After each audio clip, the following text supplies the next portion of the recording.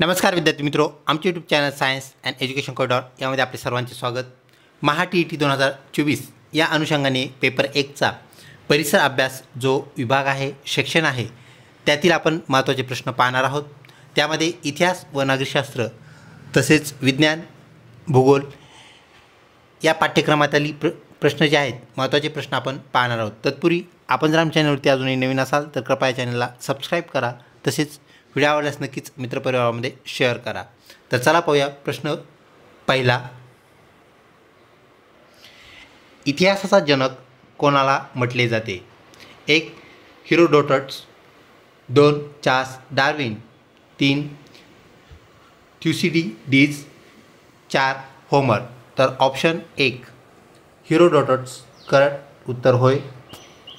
त्यानंतर पुढचा प्रश्न, हडप्पा संस्कृतीची वैशिष्ट्ये खालीलपैकी कोणती? 1 त्यामध्ये आपल्याला काही विधानं दिलेत, त्यामध्ये विधानांना त्यांनी अ, ब व क असे अक्षर दिलेले आहेत। तर अ, नगररचना व स्थापत्य अत्यंत प्रगत होते। ब, ही एक प्राचीन संस्कृती आहे। क, या संस्कृतीत मंदिरे आढळत नाहीत। तर तिन्ही विधानं पाहिल्यानंतर कोणता गट जो आहे विधानांचा आपल्याला करेक्ट पर्याय आहे तो पाहायचा आहे, शोधायचा आहे। तर ऑप्शन 4 जो आहे अ, ब आणि क, तर या तिन्ही बाबी आपल्याला हडप्पा संस्कृतीशी निगडीत करेक्ट बाबी पाहायला भेटतात। तर ऑप्शन 4 अ, ब, क ही हडप्पा संस्कृतीची वैशिष्ट्ये होय। पुढचा प्रश्न, मानवी उत्क्रांतीच्या टप्प्यातील निअँडरथल मॅन म्हणजे कोण? तर निअँडरथल मॅनचा अर्थ काय असा हा प्रश्न। प्रदीर्घ काळ चाललेली व सध्याही सद्यस्थितीसुद्धा चालत असलेली जी उत्क्रांती आहे, या टप्प्यातील विविध मानवांचा जो विकास होत गेला, तर इथले जे आपले ऑप्शन्स आहेत त्यामध्ये पहिला ऑप्शन बुद्धिमान मानव, ज्याला आपण होमो सॅपियन असं म्हणतो, तर तो अति प्रगत मानव आहे। त्यानंतर शक्तिमान मानव, तर निअँडरथल मॅन याचा अर्थ शक्तिमान मानव हा होय। तर हा मानव धिप्पाड होता, म्हणजेच शरीरयष्टीने तो अत्यंत बलशाली आपण म्हणूया, धडधाकट म्हणूया।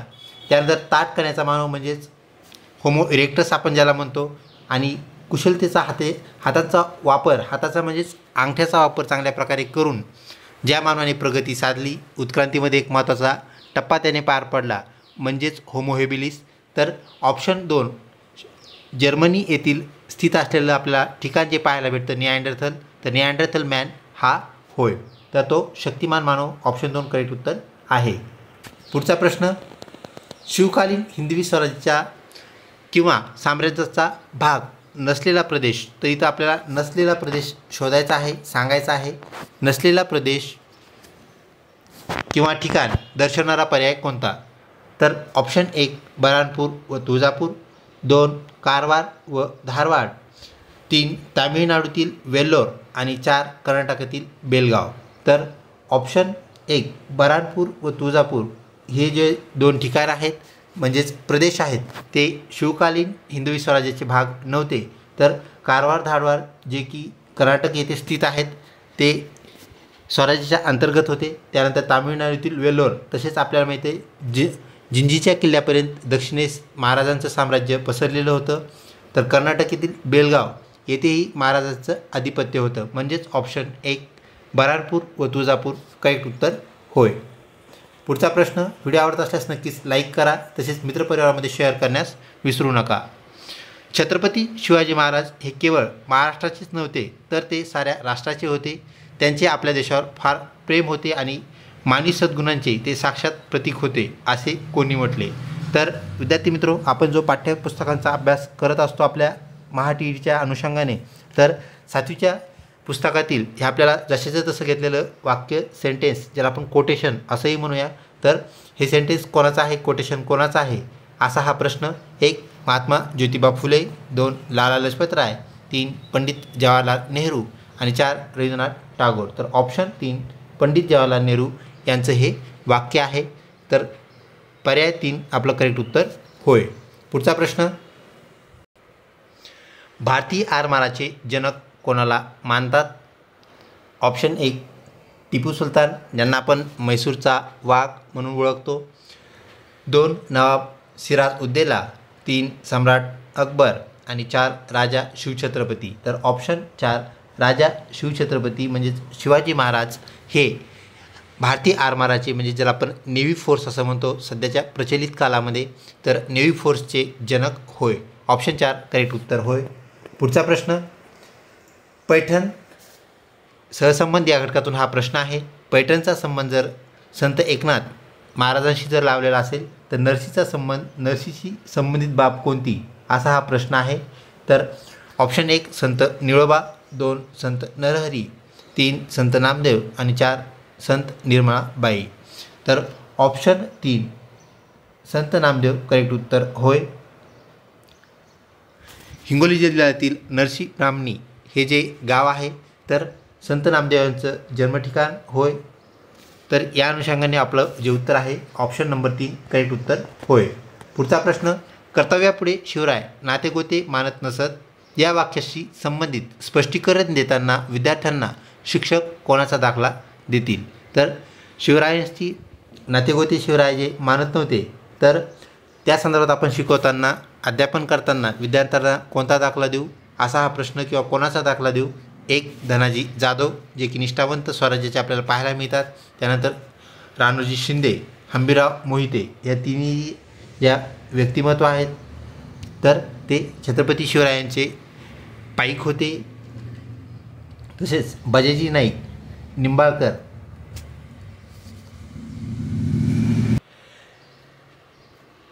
हे आदिलशाहीशी एकनिष्ठ होते, म्हणजेच त्यांचं उदाहरण अध्यापक शिक्षक देईल. ऑप्शन 4 करेक्ट उत्तर होय. पुढचा प्रश्न, शिवरायांच्या काळात घोडदळ या सैन्य दलाशी संबंधित संबोधन किंवा पद कोणते. 1 बारगीर. 2 नाईक. 3 जुमलेदार. आणि 4 हवालदार. तर ऑप्शन 1 बारगीर करेक्ट उत्तर होय. बारगीर याचा अर्थ आहे घोडे चालवणारा किंवा घोडेस्वार, जो की त्या सैनिकाकडे घोडा असे व स्वराज्याचे म्हणजेच सैनिकाचे शस्त्र हे राजाचे असे, त्यांना बारगीर असं संबोधत म्हणत ते एक पद होतं. त्यानंतर पुढचा प्रश्न, भारतीय संविधानानुसार खालील पर्यायापैकी कोणता मूलभूत अधिकार नाही. 1 शैक्षणिक व सांस्कृतिक अधिकार असणे. 2 मानव अधिकार. 3 धर्मस्वातंत्र्याचा अधिकार. आणि 4 घटनात्मक उपाययोजनेचा अधिकार. तर ऑप्शन 2 जो आहे मानव अधिकार, ज्याला आपण ह्युमन राईट्स असं म्हणत असतो, तर तो अधिकार आपलं करेक्ट उत्तर होय. पुढचा प्रश्न, किमान 17 व कमाल म्हणजे जास्तीत जास्त, तर कमाल 38 ही सदस्य संख्या कोणत्या स्थानिक स्वराज्य संस्थेत असते. तर कमीत कमी 17 व जास्तीत जास्त 38 ही सदस्य संख्या असलेली स्थानिक स्वराज्य संस्था कोणती, असा हा सरळ प्रश्न. 1 नगरपंचायत. 2 ग्रामपंचायत.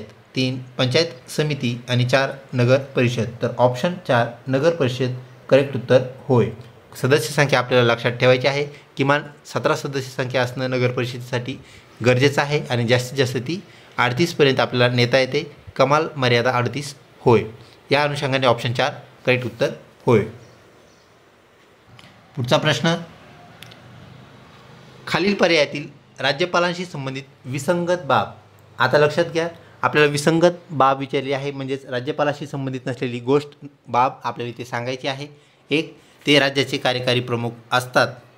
2 राज्याबाहेरील व्यक्ती असतात. 3 राज्याच्या कार्यकारी मंडळात समावेश असतो. आणि 4 राज्याच्या मुख्यमंत्र्यांची नेमणूक करतात. तर विद्यार्थी मित्रो, आपला जो ऑप्शन 1 आहे तो विसंगत पर्याय आहे. राज्याचे कार्यकारी प्रमुख नसतात. तर आपणास माहीत आहे राज्य चालवण्याची कार्यकारी पदाची जी भूमिका बजावतात ते मुख्यमंत्री हे पद होय. म्हणजेच मुख्यमंत्री हे कार्यकारी प्रमुख असतात त्या राज्याचे. तसेच राज्यपालाशी निगडीत ज्या बाबी आहेत राज्याबाहेरील ती व्यक्ती असते. तर हे करेक्ट आहे. तर अशा प्रकारचं आपल्याला प्रबोधन पाहायला भेटतं की राज्यपाल जे आहेत ते सध्या अद्यापर्यंत प्रत्येक राज्याचा राज्यपाल हा त्या राज्याचा नागरिक नाही. ही बाब तसा एक प्रकार आपल्या भारतीय संविधानामध्ये पाहायला मिळतो.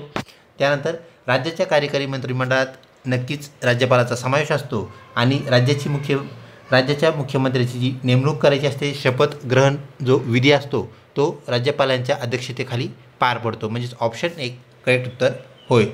तर ते नामधारी प्रमुख असतात, कार्यकारी प्रमुख नव्हे. पुढचा प्रश्न, तंतुमय पदार्थ नसणारा पर्याय कोणता? तर ज्याला आपण फायबर्स असं म्हणतो. फायबर कशामध्ये नसतील असा हा प्रश्न. 1 पालेभाज्यांचे सूप, तर पालेभाज्यांचा आपण त्याला रसा असंही म्हणूया. त्यानंतर धान्याचा कोंडा, त्यानंतर गव्हाची पेज. तर विद्यार्थी मित्र, या तिन्ही घटकामध्ये आपल्याला तंतुमय पदार्थ म्हणजेच फायबर पाहायला मिळतात. तर ऑप्शन 4 जो आहे लोणी, तर हा स्निग्ध पदार्थ आहे. तर स्निग्ध पदार्थ जो आहे तर त्याला आपण तूपजन्य, तेलकट किंवा तुपकट पदार्थ म्हणूया. तर त्यामध्ये आपल्याला तंतुमय पदार्थ सापडत नाहीत, मिळत नाहीत. म्हणजे ऑप्शन 4 लोणी आपलं करेक्ट उत्तर होय. तर आपल्याला प्रश्नानुसार चालायचं आहे. तर नसणारा पदार्थ विचारला होतं आणि असणारा पदार्थ कोणता असं जर विचारलं असतं, 3 पर्याय आणि चौथा पर्याय वरील सर्व किंवा 1, 2 व 3 असं जर असतं तर आपलं उत्तर ते ठरलं असतं. कशासाठी? तर फायबरसाठी, तंतुमय पदार्थासाठी. ही बाब आपण लक्षात ठेवायची. तसेच जे डाळवर्गीय पिकं असतात यामध्ये आपल्याला जास्तीत जास्त प्रथिने पाहायला मिळतात, हेही आपण या अनुषंगाने लक्षात घ्या. तसाही जर प्रश्न आला आपल्याला तर प्रथिने असलेला पदार्थ कुठला, तर डाळीचे काही नाव असतील त्याप्रकारे आपण त्याचं उत्तर डाळवर्गीय पदार्थ देणं गरजेचं आहे. पुढचा प्रश्न, राधानगरी, नानज व कर्नाळा हा गट प्रामुख्याने कशाशी संबंधित आहे? म्हणजेच हे 3 जे आपल्याला इथे घटक सांगितले ते कशाशी संबंधित आहेत असा हा प्रश्न. 1 जैवविविधता उद्याने आहेत, 2 राष्ट्रीय उद्याने आहेत, 3 अभयारण्य आहेत आणि 4 शरण वने आहेत. तर सरळ विचारलेला हा जो प्रश्न आहे ऑप्शन 3 ते अभयारण्य आहेत. ही आपण बाब लक्षात ठेवावी. राधानगरी रानटी गव्यासाठी प्रसिद्ध असणारं आपल्याला अभयारण्य पाहायला मिळतं. कर्नाळा व नानज हे पक्षी अभयारण्य असलेले आपल्याला पाहायला मिळतात. त्या अनुषंगाने आपण हे लक्षात ठेवायचं आहे. त्यानंतर पुढचा प्रश्न 135वा, महाराष्ट्रातील सातपुडा पर्वतीय प्रदेशात आढळणाऱ्या प्रमुख आदिवासी जमाती खालीलपैकी कोणत्या? आदिवासी जमातीचा गट कोणता आहे असा हा आपल्याला प्रश्न विचारलेला. तर ऑप्शन 1 वारली भिल्ल, 2 भिल्ल कोरकू, 3 कोरकू कातकरी आणि 4 कातकरी वारली. तर ऑप्शन 2 भिल्ल कोरकू हे सातपुडा पर्वतरांगामध्ये, सातपुडा पर्वतीय प्रदेशामध्ये आढळणाऱ्या काय आहेत आदिवासी प्रमुख जमाती होत. भिल्ल व कोरकू, ऑप्शन 2 करेक्ट उत्तर होय. व्हिडिओ आवडत असल्यास नक्कीच लाईक करा. पुढचा प्रश्न, काळी मृदा या प्रकारच्या मृदेचे वैशिष्ट्ये किंवा गुणधर्म नसणारे विधान खालीलपैकी कोणते? तर इथं परत नसणारे आलेला आहे. म्हणजे कोणता गुणधर्म तो काळ्या मातीशी, काळ्या मृदेशी निगडीत नाही हे आपल्याला सांगायचं आहे. 1 ग्रेनाइट व नीस प्रकारच्या खडकांचा अपक्षय म्हणजेच खडक जीर्ण होऊन अपक्षय होऊन या मृदेची निर्मिती होते. 2 टिटॅनिफेरस आणि मॅग्नेटाईट या घटकामुळे काळा रंग प्राप्त होतो. 3 पाणी धरून ठेवण्याची क्षमता जास्त असते आणि 4 या मृदेला रेगूर मृदा असेही म्हणतात. तर विद्यार्थी मित्रो, ऑप्शन 1 ग्रॅनाइट व नीस प्रकारच्या खडकांचा अपक्षय होऊन ही मृदा तयार होते हे आपलं करेक्ट उत्तर होय. तसेच काळ्या मृदेला आपण रेगूर मृदा म्हणतो व आपण तिला कापसाची मृदा असेही म्हणतो. ही बाब या अनुषंगाने आपण लक्षात ठेवावी.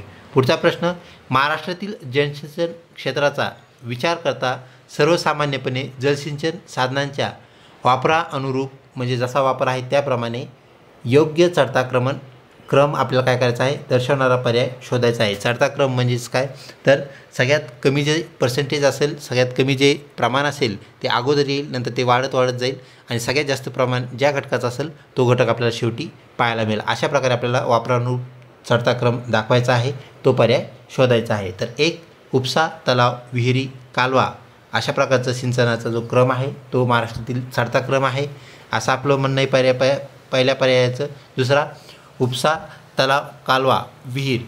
त्यानंतर तिसरा तलाव, उपसा, कालवा, विहीर आणि 4 तलाव, उपसा, विहीर, कालवा. तर विद्यार्थी मित्रो, यातलं जे आपले करेक्ट उत्तर आहे त्यामध्ये पर्याय जो आहे पर्याय क्रमांक 2 आपलं करेक्ट उत्तर होय.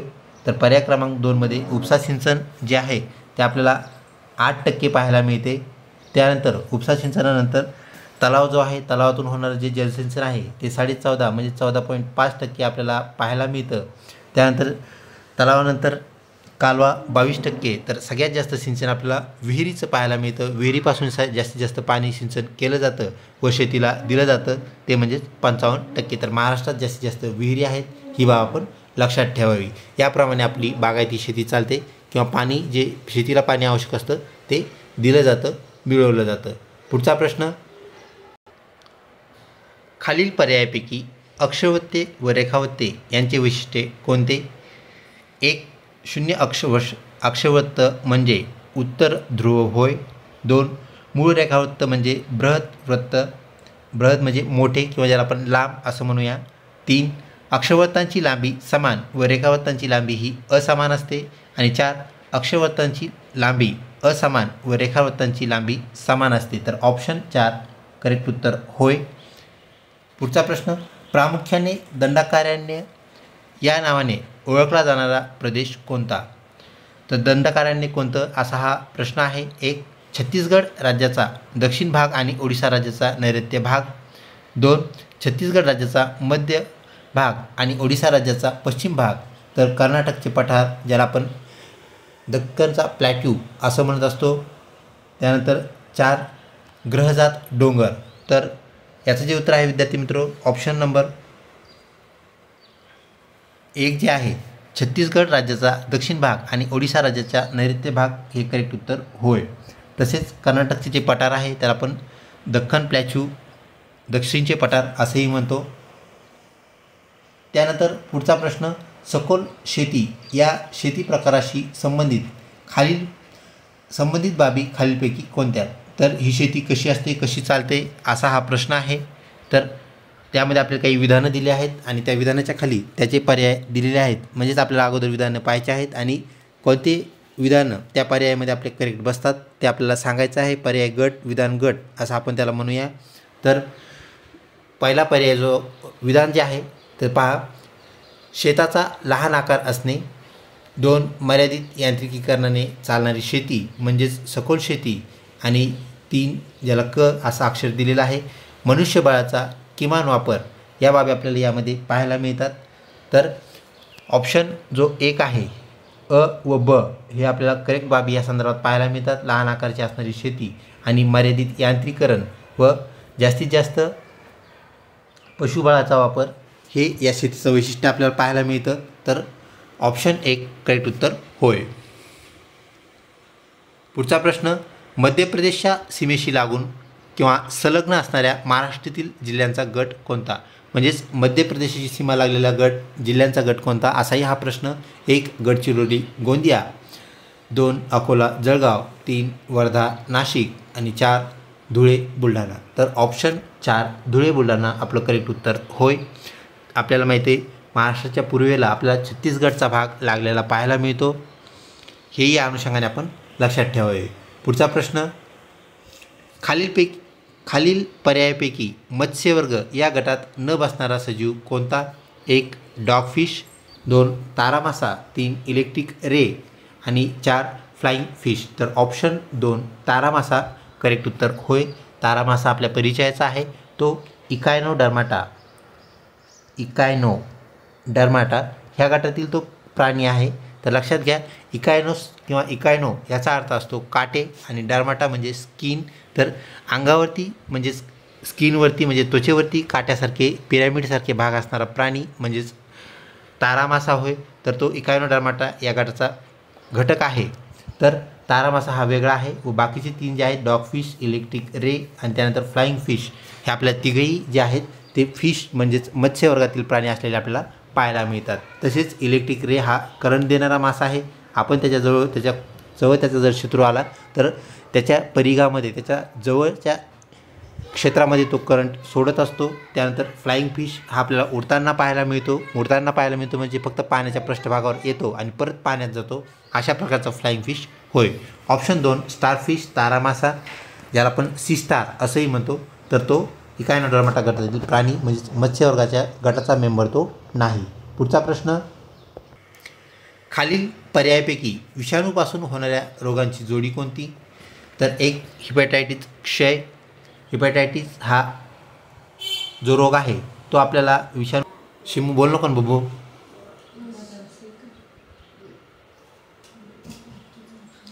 बोल ना, थोडं राहिलं तर. Sorry for inconvenience. 2 नंबरचा जो पर्याय आहे आपला तो म्हणजेच साबण बनवणे, 3 ग्रीसची निर्मिती करणे आणि 4 गोंद म्हणून उपयोग करणे. तर ऑप्शन 1 शस्त्रक्रियेनंतरच्या ज्या जखमा आहेत यासाठी आपल्याला मेणाऱ्या जनावरांच्या आतड्यापासून बनवलेला जो तात आहे तातेचा उपयोग आपण करत असतो. पुढचा प्रश्न, प्रामुख्याने मानवी शरीरास संरक्षण देणारी आणि नियंत्रण ठेवणारी पोषक द्रव्य, ज्याला आपण पोषणद्रव्य असंही म्हणतो, तर पोषद्रव्य कोणती असा हा प्रश्न. 1 जीवनसत्वे व प्रथिने, 2 प्रथिने व खनिजे, 3 जीवनसत्वे व खनिजे आणि 4 मेद व खनिजे. तर ऑप्शन 3 जीवनसत्व व खनिजे करेक्ट उत्तर होय. आपल्याला माहीत आहे जीवनसत्व अ, ब, क, ड, ई आणि के हे जे जीवनसत्व आहेत ते आपल्याला लागत असतात. खनिजे आपल्याला 16 प्रकारची खनिजे आपल्याला लागत असतात. तर हे दोन्ही असतील तर आपला जो वाढ आणि विकास तसंच शरीरातील जी आपली रोगप्रतिकारक शक्ती जी असते ती टिकून ठेवण्याचं काम आपल्याला केलेलं पाहायला मिळतं. तर मागील प्रश्नामध्ये आपण पाहिलं आहे की स्निग्ध पदार्थांशी निगडीत जो प्रश्न होता तर प्रथिने शरीर बांधणीचं काम करतात आणि त्यानंतर मेद हे जे आहेत आपल्या ज्या जीवन प्रक्रिया आहेत त्या चालवण्याचं काम करतात. तर खनिजे आणि जीवनसत्वे यांचा जो वापर आहे आपली रोगप्रतिकारक शक्ती टिकून ठेवणे आणि त्यानंतर वाढ व विकास यातही यांचा महत्त्वाचा वाटा असलेला आपल्याला पाहायला मिळतो. पुढचा प्रश्न 146वा, लहान आतड्याशी संबोधले जाते. कारण लहान आतड्याला लहान आतडी म्हणण्याचं कारण काय असा हा प्रश्न. 1 लहान आतड्याची लांबी मोठ्या आतड्यापेक्षा कमी असते म्हणून आपण त्याला म्हणतो. 2 लहान आतड्याचा व्यास मोठ्या आतड्याच्या तुलनेत कमी असतो. 3 लहान आतडे हा अन्ननलिकेचा सर्वात कमी लांबीचा म्हणजे शॉर्ट लेंथ भाग आहे असा हा पर्याय. 4 लहान आतडे पोटात, तिथं पोरात झालेला आहे, पोटात असं वाचावं, तर पोटात अतिशय कमी जागा व्यापते म्हणून आपण त्याला लहान आतडी म्हणतो. तर ऑप्शन 2 जो आहे पर्याय 2 आपलं करेक्ट उत्तर होय. तर लहान जे आतडे आहेत त्यांचा व्यास काय असतो, मोठ्या आतडीच्या तुलनेत कमी असतो आणि मोठ्या आतड्याला नावच त्याच्यामुळे आहे, त्याचा व्यास काय आहे जास्त. अजून एक बाब लक्षात ठेवावी, लहान आतडे हे लांबीने जास्त असतात, 18 ते 22 फुटापर्यंत त्यांची आपल्याला लांबी पाहायला भेटते आणि मोठ्या आतडा आपण ज्यांना म्हणतो त्यांचा व्यास मोठा आहे परंतु लांबी मात्र कमी आपल्याला पाहायला भेटते. ऑप्शन 2 करेक्ट उत्तर होय. पुढचा प्रश्न, प्रकाशाच्या अपवर्तनाशी संबंधित नैसर्गिक घटना खालीलपैकी कोणत्या, ज्याला प्रकाशाचं अपवर्तन आपण म्हणत असतो. तर प्रकाशाचं विखुरणं हेही आपल्याला माहीत आहे, रमन इफेक्ट आपल्या परिचयाचा आहे. तर याशी निगडीत असणाऱ्या घटना कोणत्या, अपवर्तन विचारलेलं आहे इथं.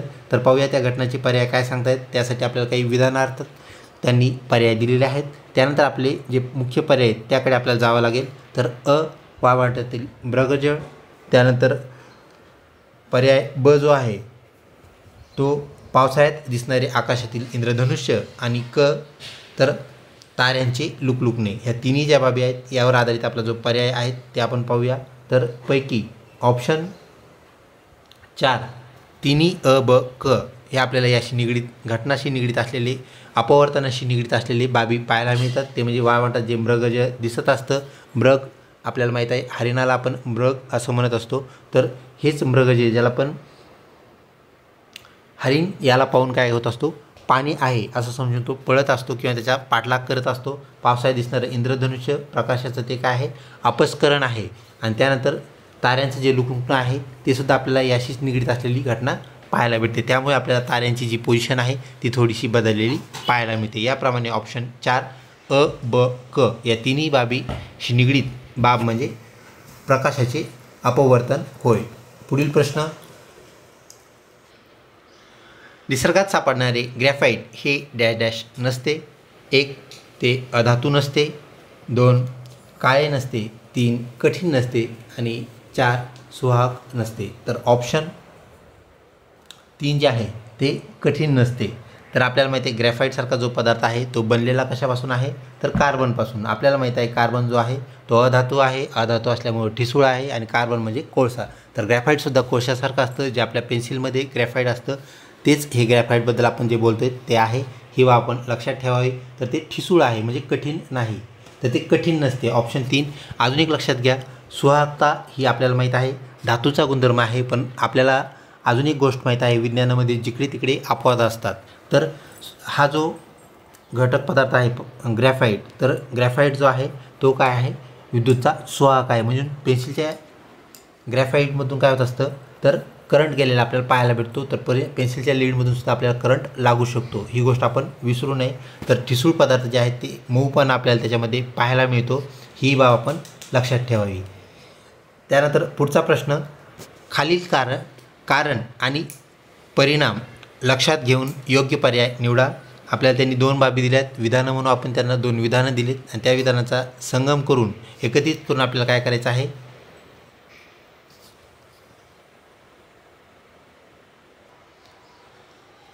त्यामध्ये कारण आपल्याला इथे दिलेलं आहे. पाणी हे मिश्रण आहे आणि त्याचा परिणाम ते मिश्रण असल्यामुळे काय होतं, असा हा प्रश्न आपल्याला परिणाम आपल्याला सांगितलेला आहे. तर परिणाम पाहूया काय सांगतोय. पाण्याचे गुणधर्म हायड्रोजन व ऑक्सिजन यांच्या गुणधर्मापेक्षा भिन्न असतात. तर इथं जे आपल्याला कारण दिलेलं आहे, पाणी काय आहे, मिश्रण, तर लक्षात घ्या पाणी हे मिश्रण नाही. कारण ऑक्सिजन व हायड्रोजन एकत्र आल्यानंतर आपल्याला पाणी तयार झालेलं पाहायला भेटतं, ते म्हणजे 2H+O यापासून तयार झालेला जो पदार्थ होतो, ज्याला आपण संयुग असं म्हणत असतो, तो म्हणजेच H2O. तर H2O जो आहे तो मिश्रण नाही आहे.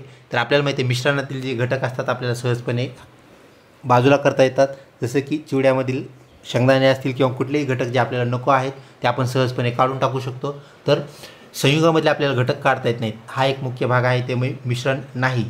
म्हणून आपलं कारण हे अयोग्य आहे किंवा चुकीचं आहे.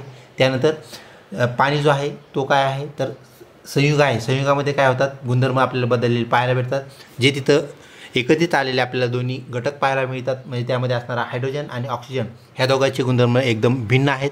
त्यामध्ये हायड्रोजनचा गुणधर्म काय आहे, हायड्रोजन स्वतः जळणारा असतो, म्हणजे ज्वलनशील आहे, हवेत आला की हायड्रोजन जळून जातो. आणि ऑक्सिजन जो आहे इट हेल्प्स बर्निंग, म्हणजे जळणारा मदत करणारा ऑक्सिजन आहे आणि स्वतः जळणारा हायड्रोजन आहे. दोघं जर एकत्र आले तरी एक मोठा जाळ व्हायला पाहिजे. परंतु त्यापासून तयार झालेलं जे संयुग आहे, त्यापासून तयार झालेला जो पदार्थ आहे तो म्हणजेच पाणी, त्याचा वापर आपण आग विझवण्यासाठी करतो. म्हणजे संयुगामध्ये काय होत असतं, तर त्या घटक पदार्थाचे जे पदार्थ एकत्रित येऊन संयुग तयार झाला, ज्याला आपण मूलद्रव्य म्हणतो, तर त्यांचे गुणधर्म जे आहेत ते भिन्न असतात आणि तयार झालेल्या संयुगाचे गुणधर्म हे भिन्न असतात. दुसरं एक उदाहरण आपल्याला पाहता येईल, ते म्हणजे सोडियम. सोडियम हा असा धातू आहे जो हवेमध्ये आणला तर त्याचा स्फोट होतो. आणि त्यानंतर क्लोरीन जो आपल्या परिचयाचा आहे, जो आपण पाण्यामध्ये ब्लिचिंग पावडर जे टाकत असतो तर त्यामध्ये तयार होणारा क्लोरीन वायू जो आहे तर तो विषारी असतो. तर क्लोरीन आणि सोडियम हे दोघं एकत्र आल्यानंतर एक स्फोटक आहे, दुसरा पदार्थ विषारी आहे. आणि हे दोघं एकत्र आल्यानंतर तयार होणारा जो पदार्थ आहे ज्याला आपण संयुग म्हणतो ते म्हणजेच NaCl. आणि NaCl म्हणजे दुसरं तिसरं काही नसून ते टेबल साल्ट आहे, किचन साल्ट आहे, ज्याला आपण मीठ असं म्हणत असतो. तर मीठ आपण सहजपणे हाताळू शकतो. मीठ आपल्याला हातात घेतल्यानंतर काहीही होत नाही आणि आपण ते खाऊसुद्धा शकतो. म्हणजेच ते गुणधर्म जे आहेत, मूलद्रव्याचे गुणधर्म ते विसरून जातात. कधी विसरतात, तर ते एकत्र आल्यानंतर त्यांचा संयोग झाल्यानंतर. त्यामुळे आपलं जे परिणाम आहे ब हे करेक्ट आहे व मिश्रण नाही आहे. तर पाणी हे मिश्रण नाही, म्हणजे फक्त ब योग्य असणारा जो पर्याय आहे ते आपलं करेक्ट उत्तर होय. तर ऑप्शन 2 जो आहे तो आपल्याला इथं फक्त ब योग्य पर्याय असं जे दिसतंय ते आपलं उत्तर होय. विद्यार्थी मित्रो, आजच्या प्रश्नावलीमधला शेवटचा प्रश्न, परिसंस्थेतील अन्नसाखळीत पोषणद्रव्य एका पातळीकडून दुसऱ्या पातळीकडे संक्रमित होणे म्हणजे ट्रान्सफर होणे, इकडून तिकडे वाहने, संक्रमित करण्याचे कार्य करणारा महत्त्वाचा घटक खालील पर्यायापैकी कोणता आहे. तर 1 वाळवी, 2 आळ्या, 3 बुरशी आणि 4 शेलफिश. तर ऑप्शन 3 बुरशी, ज्याला आपण कवक असंही म्हणत असतो, म्युकर किंवा फंगस, तसेच इतरही घटक आपल्याला यासारखे पाहायला भेटतात, जे काय करतात तर निसर्गामधील मृत जीव, त्याच्यामध्ये मग प्राणी असो वनस्पती असो, म्हणजे मृत वनस्पती मृत प्राणी यांचं विघटन करण्याचं काम करतात, त्याला आपण विघटक असं म्हणत असतो. तर इथं विघटकासंदर्भातच आपल्याला विचारलेला आहे, प्रश्न थोडा फिरवलेला आहे, बदललेला आहे. तर आपण म्हणत असतो खाली हात आहे ते हम खाली हात जाएंगे, म्हणजे आपलं जे शरीरामधले घटक द्रव्य आपण 5 पंचमहाधातूपासून आपण बनलेलं असतो, तर ते आपल्याला इथंच सोडून जावं लागतं. आणि इथंच सोडून जाण्याचं जे काम करायला सहभाग घेणारे घटक आहेत ते म्हणजे मग ते बुरशीसारखे घटक असतील, ते बॅक्टेरियासारखे घटक असतील, ते कवकासारखे घटक असतील, तर ते घटक काय करतात, आपले सर्व जे पोषद्रव्य आहेत आपल्या शरीरातले, आयुष्यभरामध्ये आपण घेतलेले प्रोटीन्स असतील, त्यानंतर व्हिटॅमिन्स असतील, खनिजे असतील, पिष्टमय पदार्थ असतील, स्निग्ध पदार्थ, हे आपल्याला वापस देणं गरजेचं आहे. तर आपला मृत्यू पश्चात म्हणजे कोणाचाही मृत्यू वनस्पती असो किंवा प्राणी हे आपल्याला घटक परत द्यावे लागतात. तर ते काम कोण करतं? बुरशीसारखे घटक आपल्या इथं पर्याय आहे. या व्यतिरिक्त दुसरे जे घटक आहेत ते बॅक्टेरिया आणि कवक असलेले आपल्याला पाहायला मिळतात. प्रश्नावली आवडली असल्यास नक्कीच व्हिडिओला लाईक करा. अजूनही सबस्क्राईब केलं नसेल चॅनल तर कृपया सबस्क्राईब करा. लवकरच भेटूया पुढच्या महत्त्वपूर्ण प्रश्नावलीमध्ये. तोपर्यंत धन्यवाद.